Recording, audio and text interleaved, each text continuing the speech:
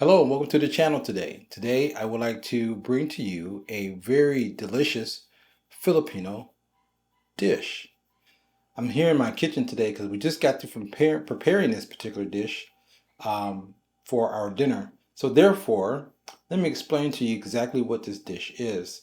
This is a chicken soup, but it's like a chicken noodle soup, but without the noodles or celery.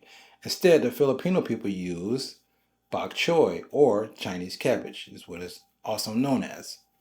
So without further ado, let's get to the video so I can show you exactly how we put this particular meal together.